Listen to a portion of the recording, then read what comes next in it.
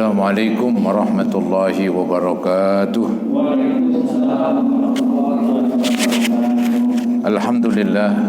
Alhamdulillahi rabbil alamin.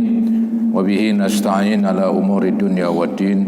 Wassalatu wassalamu ala ashrafil khalqi wal anbiya'i wal mursalin, Sayyidina wa maulana Muhammadin wa ala alihi wa ashabihi ajma'in.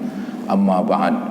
Hadirin jamaah Majlis Ta'lim Masjid Al-Husna yang saya muliakan, para hujjaj, bapak-bapak dan ibu-ibu, dan juga para pengurus masjid, khususnya Al-Mukarram Bapak Haji Suatmo, dengan mengucapkan syukur alhamdulillah kesempatan malam hari ini di malam minggu setelah sholat isya kita tidak keluar, tetap berada di ruangan Masjid Al-Husna untuk sama-sama mengikuti pengajian. Harapan kita kepada Allah, mudah-mudahan terus Allah membimbing kita ke jalan yang diredhoinya, dan selalu dibukakan pintu hati dan pintu ilmu yang seluas-luasnya. Semoga kehadiran ini juga mendapat balasan pahala serta diampuni dosa-dosa kita. Amin ya rabbal alamin. Bahasan kita melanjutkan tentang ibadah haji, halaman 456, hadis ke-6. Halaman 456 hadis ke-6, yaitu menerangkan tentang ibadah haji. Hadirin, ibadah haji memang disebut rukun Islam yang kelima, diletakkan di paling bawah di antara rukun-rukun yang lain, karena memang dia di dalam melaksanakannya itu membutuhkan tenaga, membutuhkan kesehatan, dan yang paling pokok membutuhkan uang, ya.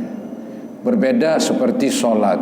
Orang untuk melaksanakan sholat nggak butuh uang, ya. Cukup dia berwudu, berpakaian rapi, menutup aurat, melaksanakan sholat, ya. Orang ketika berpuasa juga demikian, ya. Nggak mesti pergi jauh kemana untuk puasa, di rumah pun dia bisa puasa, ya.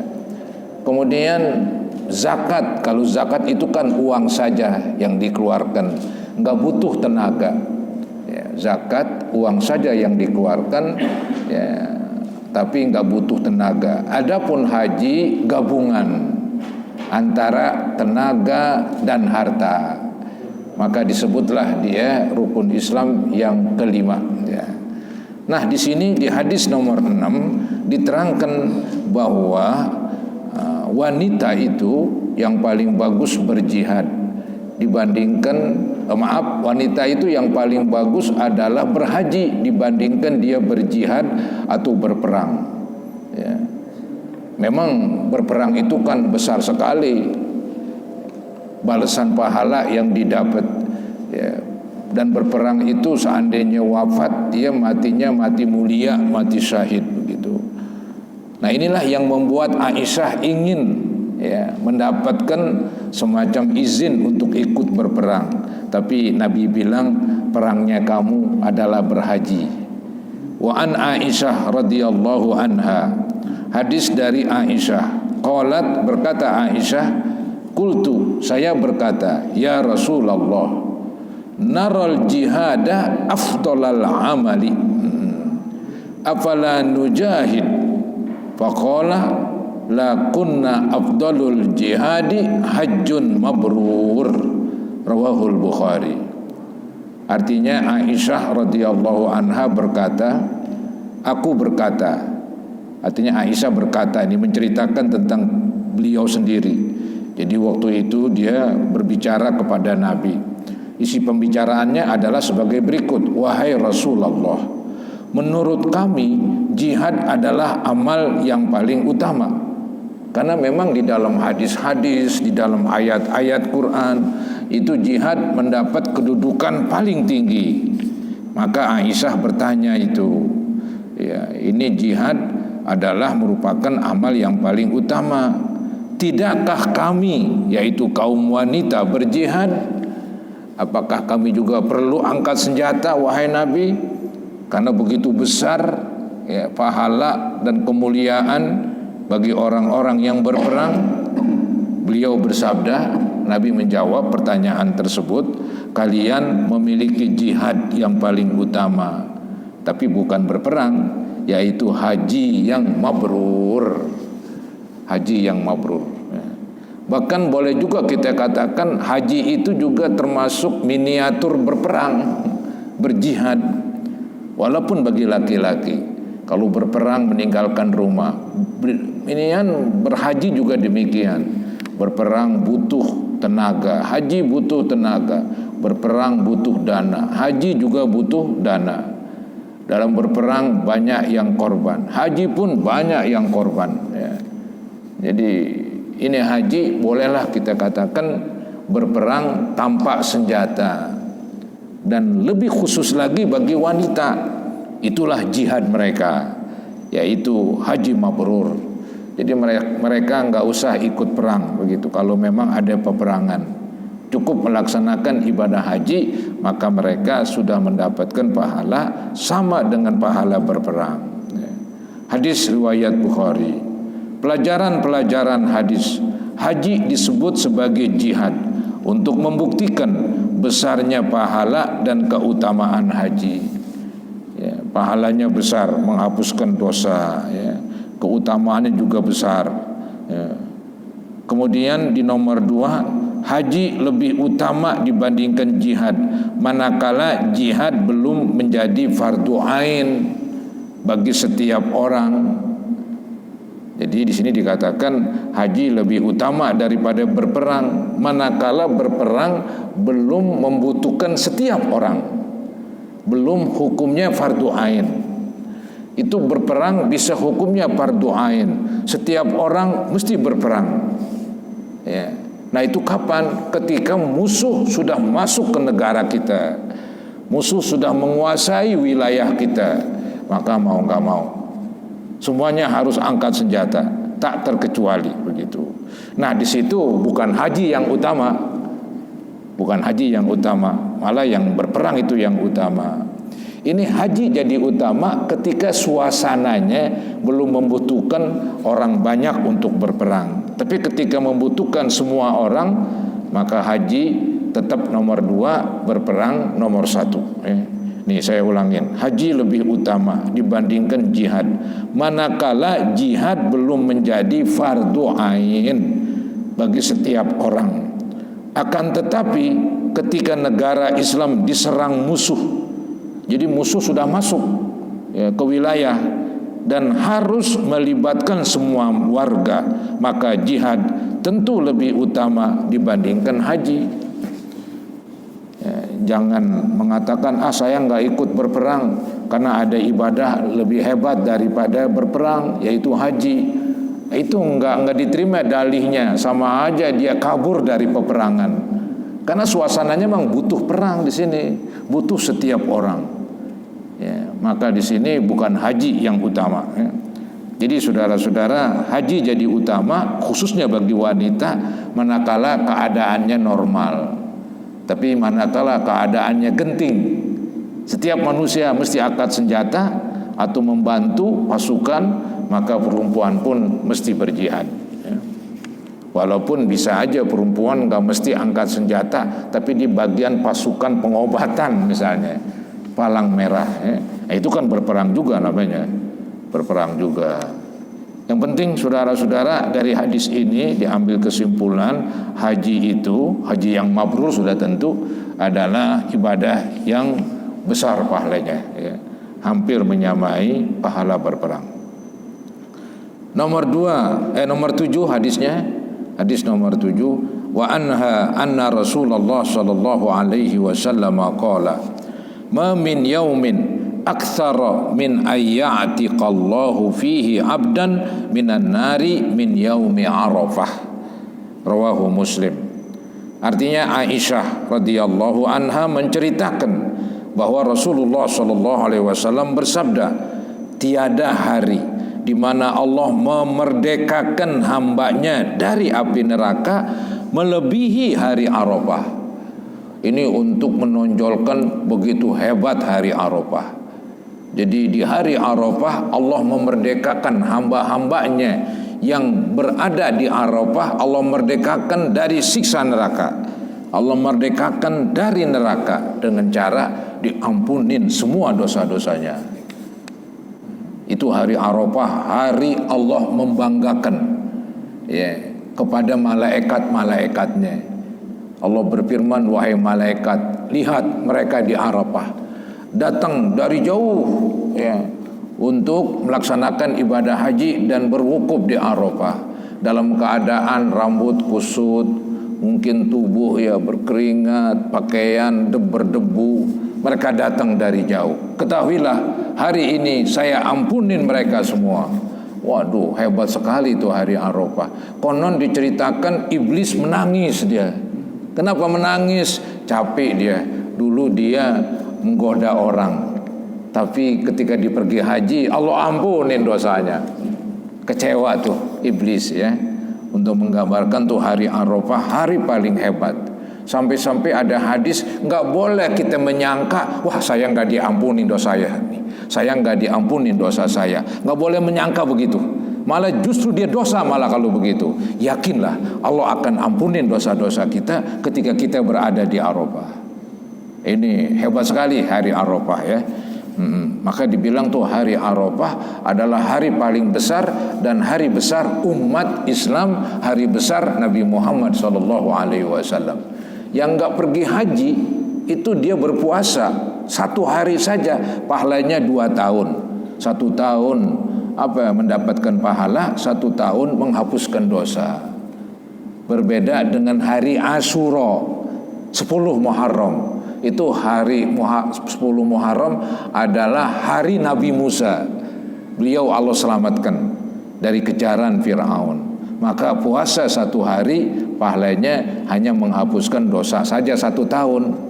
Kalau tadi itu puasa Arafah itu pahalanya 2 tahun ya, menghapuskan dosa yang telah lalu 1 tahun dan menghapuskan dosa 1 tahun yang akan datang. Pernah di dalam hadis yang pernah kita baca dulu, Nabi ditanya tentang puasa Arafah. Nabi jawab, yukaffirus sanatal madiyah wal baqiyah. Puasa 1 hari Arafah menghapuskan dosa 1 tahun yang lalu dan 1 tahun yang akan datang. Karena ini hari besar umat Islam, hari besar Nabi Muhammad SAW. Berbeda hari besar hari Nabi Musa itu. Baik ya. Pelajaran hadis, hari Arafah memiliki keutamaan tersendiri. Di antaranya pada hari itu Allah membebaskan para hamba dari api neraka lebih banyak daripada hari-hari lain ya, dibandingkan hari-hari lain, hari Arafah lah paling banyak manusia Allah berikan bebas dari neraka. Allah bangga dengan keberadaan para hambanya. Allah bangga tuh mereka berada di Arafah, datang dari jauh-jauh. Ya, digambarkan dalam hadis rambutnya kusut, badan pakaiannya berdebu. Mereka memohon kepada Allah, maka Allah ampunin dan Allah bebaskan ya.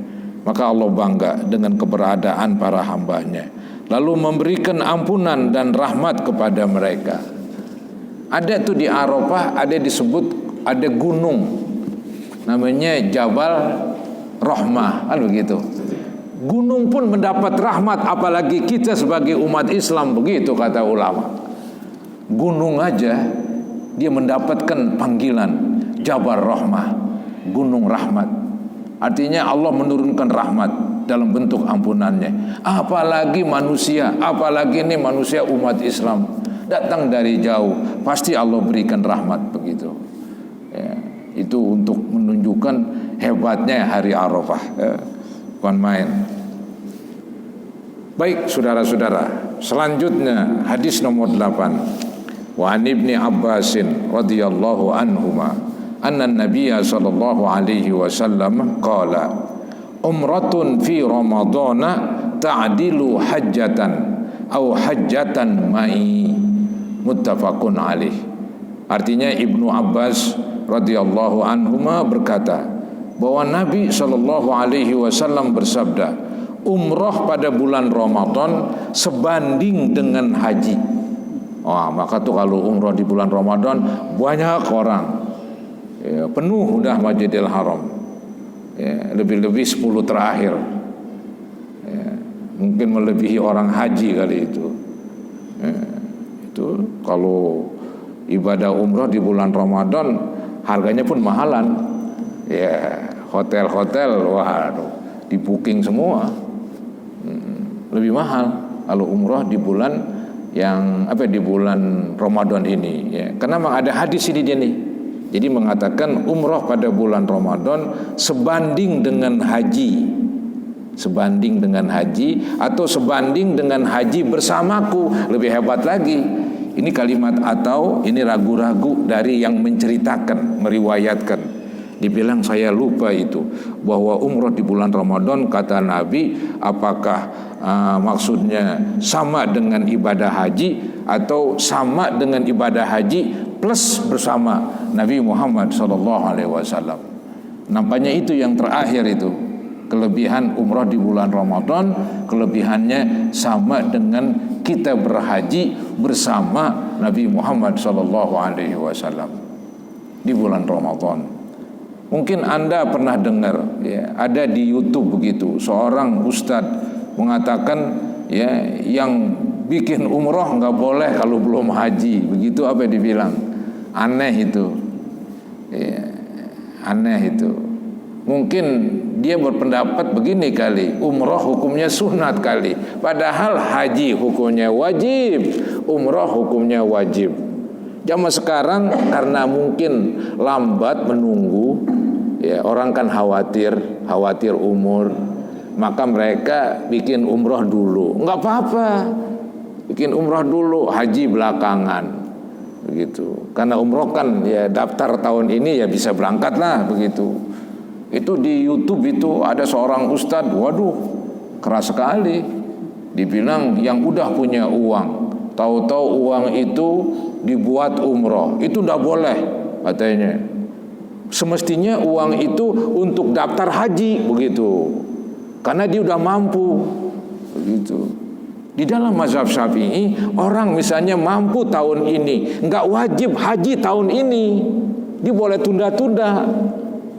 Begitu, karena dulu Nabi Muhammad SAW turunnya haji itu lebih dahulu ayatnya, tapi Nabi melaksanakannya belakangan. Begitu, nggak langsung turun ayat mewajibkan haji tahun ini berangkat. Setelah beberapa tahun baru Nabi berangkat. Maka di dalam mazhab Syafi'i haji itu emang wajib, cuman wajibnya istilah usul fikih itu alat tarohi, nggak mesti hari ini juga, nggak mesti tahun ini juga, boleh ditunda-tunda. Anggap saya belum haji, uang sudah cukup begitu, tahun ini saya belum haji dulu dah, mungkin nantilah kira-kira 2-3 tahun, nggak apa-apa, saya nggak dosa. Karena haji itu nggak wajib segera, ada kemampuan segera melaksanakan.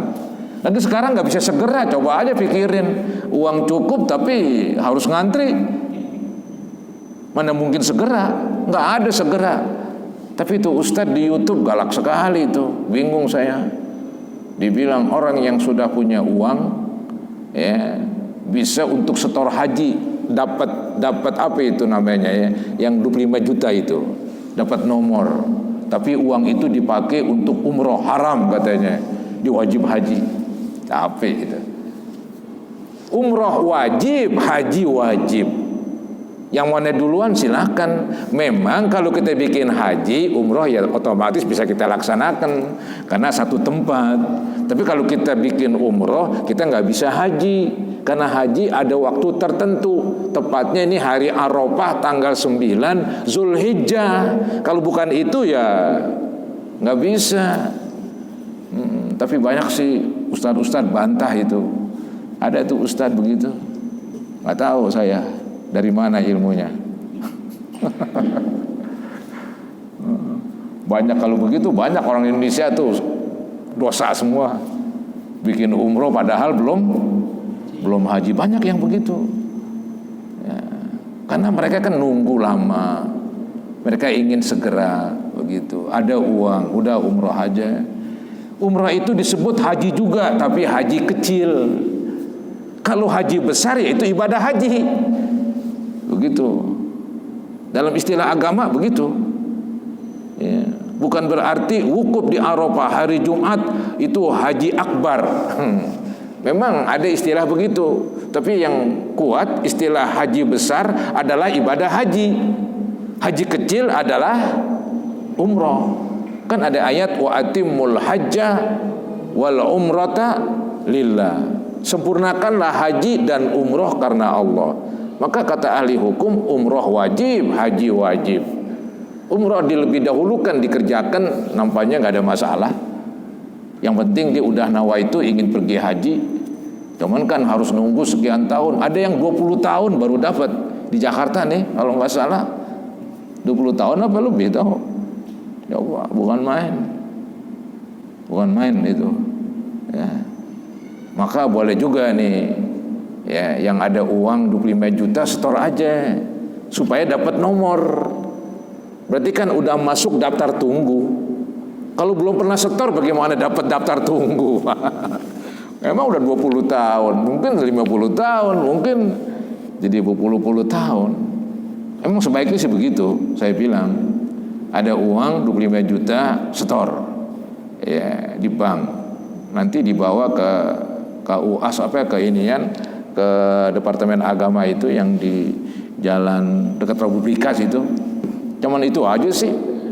Anda bisa setor sendiri.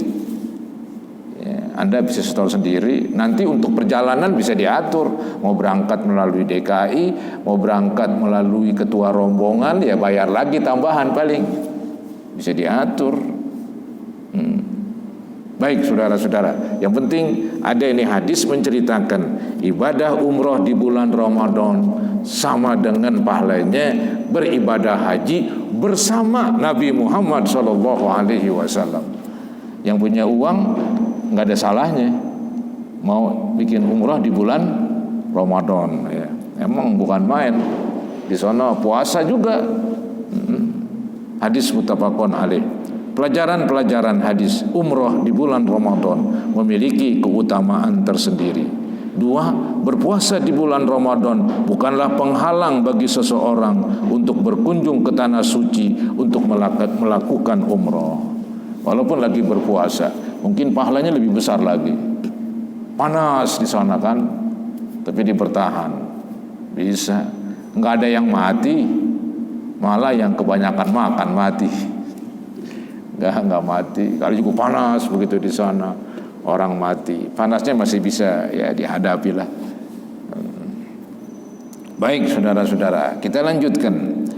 Wa anhu anna imra'atan qalat, ya Rasulullah, inna faridatallahi ala ibadihi fil haji adrakat abi syaikhan kabiran la yathbutu ala rahilah apa ahujju anhu qala na'am muttafaqun alaih. Artinya Ibnu Abbas radhiyallahu anhuma berkata, Ibnu Abbas radhiyallahu anhuma menceritakan bahwa ada seorang perempuan bertanya. Jadi ini Ibnu Abbas bercerita ini, katanya nih, ada seorang perempuan bertanya kepada Nabi. Apa isi pertanyaannya? Wahai Rasulullah, kewajiban haji ditetapkan Allah saat ayah sudah tua renta. Maksudnya nih, ketika ayahnya tua renta, di dalam keadaan mampu untuk pergi haji. Kemarin-kemarin belum mampu. Ini udah tua renta, udah jompo. Ini bagaimana nih ya wahai Nabi? Ya, dikatakan kewajiban haji ditetapkan Allah saat ayah sudah tua renta. Maksudnya tuh ketika dia sudah tua, kebetulan dia udah mampu haji, maka kan wajib. Kemarin belum. Ini bagaimana ini? Tidak mampu duduk di atas pelana. Kalau naik onta nggak bisa duduk di atas sadel. Wong udah hampir lumpuh begitu. Ya, nggak bisa netep begitu. Langsung jatuh aja udah. Kalau dibawa di kapal juga repot dah. Nggak bisa. Nah, bolehkah saya mengerjakan haji untuknya? Itu pertanyaan dari si anak itu. Bolehkah saya mengerjakan haji untuknya, dalam kurung menghajikannya? Beliau menjawab boleh. Ya. Paling syaratnya orang yang menghajikan orang lain syaratnya sudah haji. Kalau belum haji buat dia ntar. Syaratnya udah haji. Jangan Anda belum haji udah menjadi pengganti wakil dari orang yang lumpuh. Nggak bisa begitu.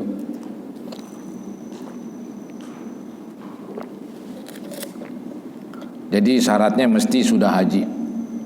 Ya. Begitu juga umrah, mau umrohkan orang ya harus sudah umrah. Nggak bisa belum umrah kok mau umrohkan orang. Inilah saudara-saudara ibadah haji ya, bisa diwakilkan bila mana orang tersebut nggak mampu bertahan duduk. Pelajaran-pelajaran hadis.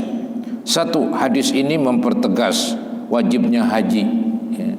Jadi mempertegas sampai-sampai yang udah tua juga wajib.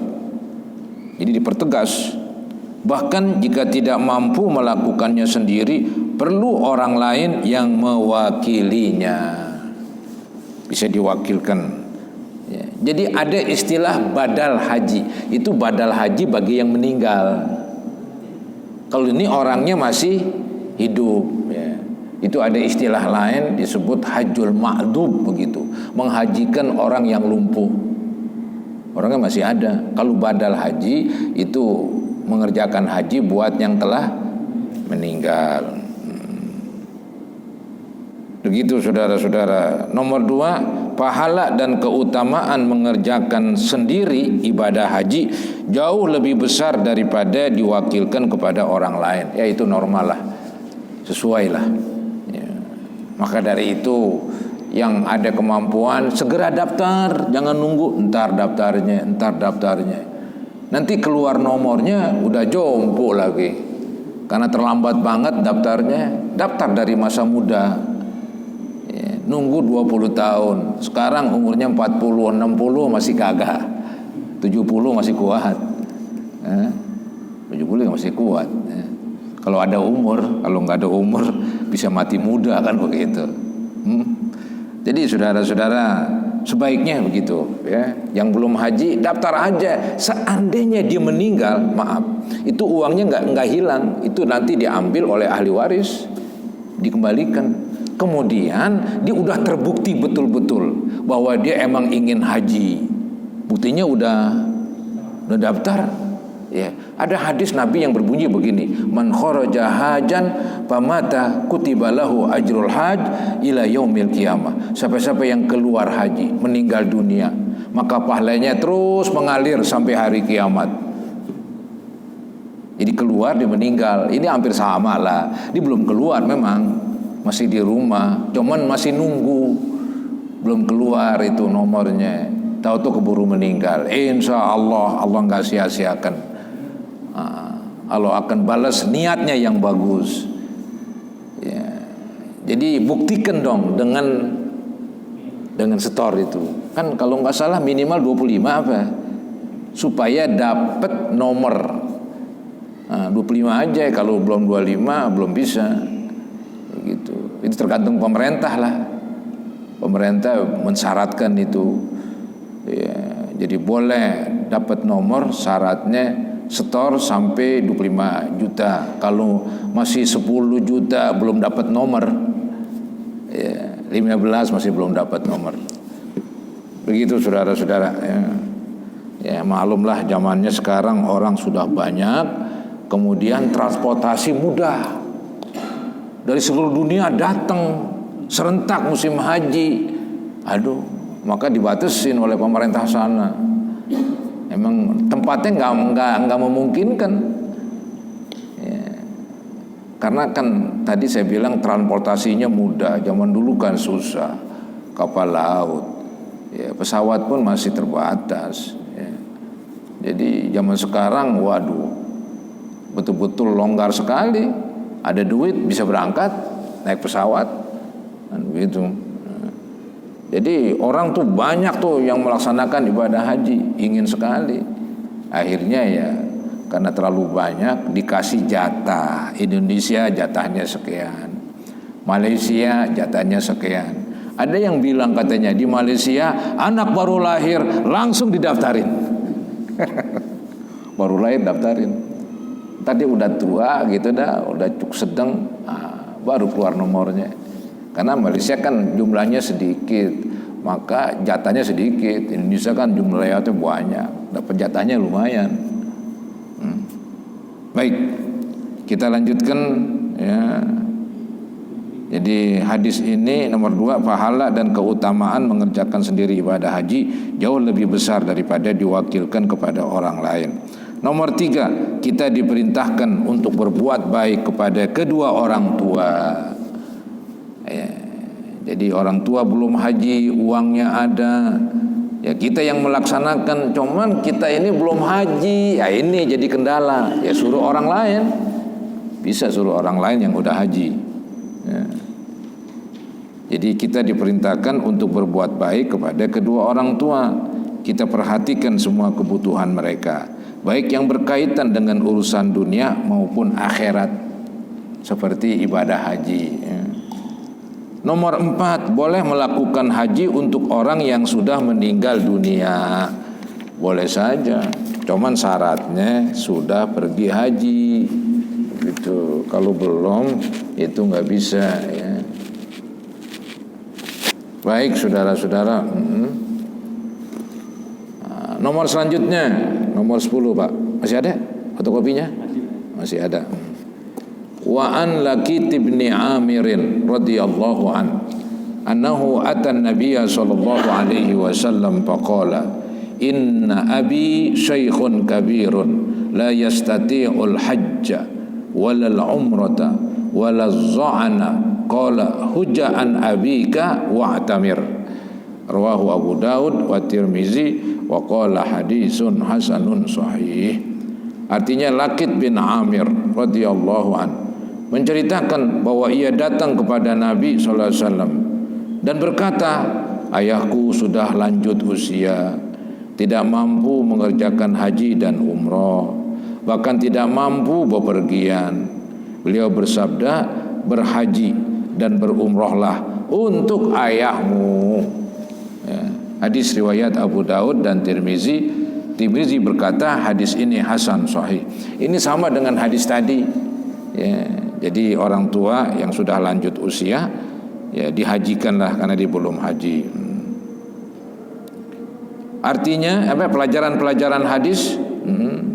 Pelajaran-pelajaran hadis. 1, boleh menghajikan atau mengumrohkan orang yang menderita penyakit menahun atau tua renta dengan syarat orang yang menghajikan tersebut sudah pernah haji untuk dirinya sendiri. Yang tadi saya bilang ya. Kadang-kadang kalau orang tua belum haji, kayaknya anak lebih belum lagi kali ya. Disuruh orang lain. Atau anak dulu berangkat tahun ini, tahun depan baru bapak ya. Kalau bisa diatur, memang susah memang itu. Yang penting syaratnya itu ya di dalam kitab fikih, termasuk dalam kitab hadis ini diterangkan boleh menghajikan orang lain, syaratnya dia sudah haji. Termasuk badal haji juga begitu. Ya. Baik, kemudian selanjutnya nomor 2. Kebanyakan ulama tidak mempermasalahkan apakah haji yang diwakilkan ini haji yang wajib atau haji yang sunat. Wah, ini boleh aja. Kebetulan bapaknya sudah haji, tapi sudah banyak hajiin lagi. Begitu. Anak juga sudah haji, anak sudah pergi haji dulu. Kemudian bapak pengen haji lagi, disuruh anaknya. Nah, untuk haji lagi buat dia, tapi haji yang kedua nggak apa-apa, nggak dipermasalahkan katanya. Paling yang dipermasalahkan tadi, bolehkah menghajikan orang sedangkan dia belum haji, itu yang jadi perdebatan itu. Tapi pendapat yang kuat ya itulah haji dahulu. Tapi menghajikan orang untuk kedua, ketiga, keempat sah-sah aja, boleh-boleh aja. Orangnya masih hidup, tapi dia nggak mampu bertahan untuk duduk berlama-lama. Ya. Jadi itulah ibadah haji. Ya. Baik saudara-saudara, nanti kita